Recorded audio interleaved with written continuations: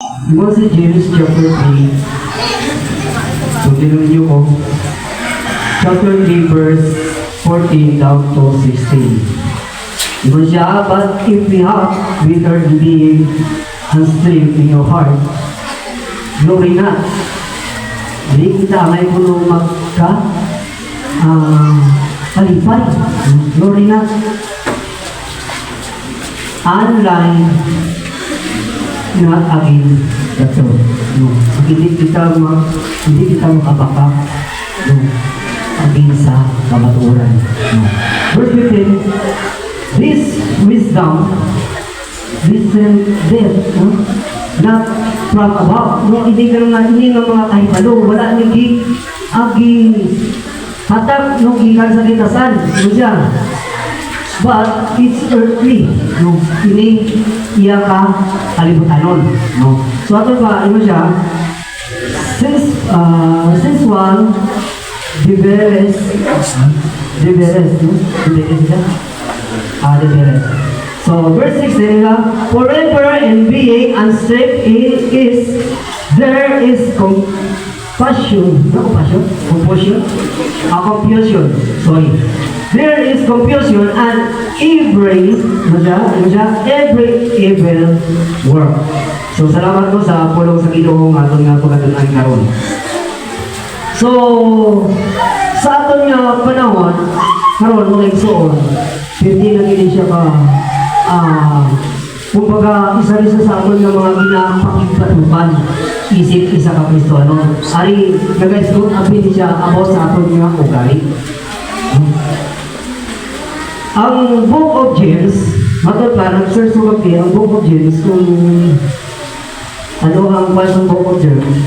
The purpose of Book of James, yun siya, James is to teach believer how live practical life. No? Build life by showing that genius faith. Nagpakita, baka namin nabuhay ba nagpakita na ay sincero ng pagtuo.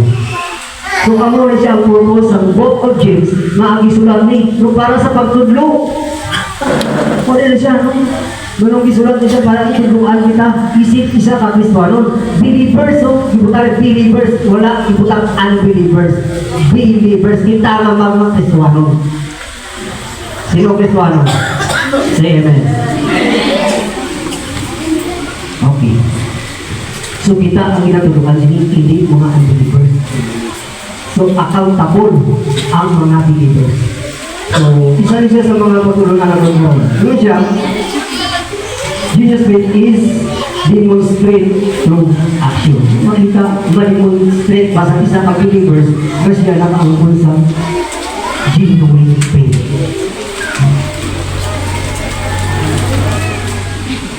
So, muli sa ato mga tunan karon. Ang aton nga pagtulungan karon ng kauluhan. Naroon ta kamo sa topiko nga nagsiling. The poison of jealousy. So, magsilita karon, mag-ispunta karon poison is pinakadelikado niya. No? Hilo. Kung kinanglan gani kita pag-awan sa atong uma, kinanglan kita sa mga kimikal nga mahilo. Kung kinanglan kita ispi sa atong mga, kinanglan kita sa kimikal nga pwede makapatay sa mga insecticide, di ba? Insecticide, pesticide, lugi kinanglan nato sa mahilo para mapatay sa atong mga kapitbahan ng mga isor. Nung kini isa ka butang na di nato akay kinabuhin kay makahatag kini og kapitian, makahatag kini og kamatayon sa atong kinabuhin nito. Kini tinatawag nga zeros. May taas ang kabot na, may magi ka silos. Ha? Silos? Kaingit? Okay, kapariyo yan? Ha? Taas kabot, ang wala na inggit. Ha? So, tanan ta. Saan ako? Nandiyan ko na nainggit sa ako ng pariyo. Ay, si Buwan ng tugiwan nyo. Ano yung pariyan? Pantay. So, dira, mababati na ito ang kalang may so sa makita na ito. No? At Ato na kinamag-aral na magkula kung matinan. So, ari nga patuloy na mag-soon, itong sila ni Pastor na pag-announce na by next Sunday, ako ang mag-praise ko.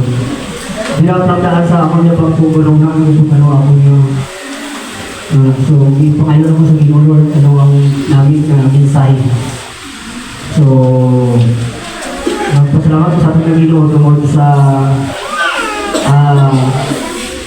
mga katubagan mag-ikuan sa Ginoo. So, ang isa sa Ginoo mga pagtuluran makita ka nga mismo sa atin. Managaling mismo sa atin. Nga ato mismo na pagtuluran. So, ato na kung makita nga mismo. No. So, wala ko lang ang brightness na ako niya sa Ginoo. Nari-apit sa loob na kulukod na butang.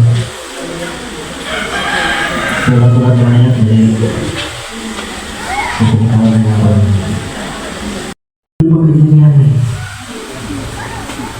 Magsuot, hindi mo mapintigyan eh. Parinti, hindi mo mapintigyan eh. Huwag mo pinigyan ay narinig na kapalapit ko, pahiyapon sa iyong balay. Problema ko sa isa ito, yung isang ang implementasyon. Ang papa-implement. Sa atong ng kaugalingon. Kung ikaw ginikanan, dapat fair, pantay. Kung ikaw ba magbayad, dapat pantay. Wala sang pinalabi, wala sang silinga, si Kuala ay no. Bilang man magsawon, abihin mo magsawon, ang ginagawa natin yung hindi. Sa atong matinabuhi. Bila magsawon. Bila magsawon. Accountable kita na mag-manage in properly way. Kung paano natin siya i-manage sa ating kibuhi. Ako nagpapinan siya rin sa hindi. Ato na batian sa atong ibasay bago lang mo sa kinabuhi na kahit sa liabel. Hindi pa tayo natumod sa hindi. Di nato lotol mo iso sa atong kibuhi kayo na magpatayo dito sa atong sa hindi. Okay. Muna sa amin so. So, ato lang kita, no, nga isa ka pinakaglikana ulit siya. Nga pagkinabuhi. No, ato lang kita. Yung sa Jesus begins the heart not in circumstances. No? Hindi na pag-umpisa yung isang sa atong nakasing-kasing. Nag-umpisa sa atong kasing-kasing. This doesn't come from what others have. Wala ko siya pakita sa atong makikita nga sa atong kapaliwan mo siya. It's come from how we view ourselves and God. So, dira, kung paano ko nung mag-view, paano lang yung magpakita ba, ang atong magkabaliwan ka ng sarili.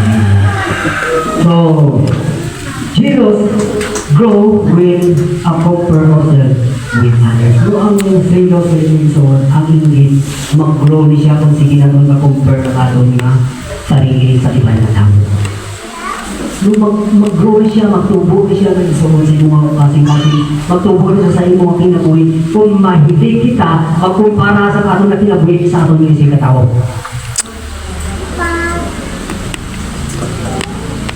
Kita ka lang kaling mo man, di pa jiro, di mo masilingan, tayo mo mga, no? Kita ka sa pumaki, kung tumapapaki na, hindi na tumayo. Kita ka ng pastil ang silip, unang pastil ka man. Kita ka nagpatayos sa silingan mo, nagpatayos ka man.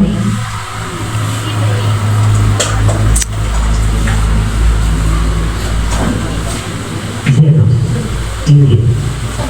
So di na tutukan na itong kinabuhin na kung kinabuhin kita sa ingit. Isip isa pa Kristo, delikado nga magamot ang ingit sa atong na kinabuhin.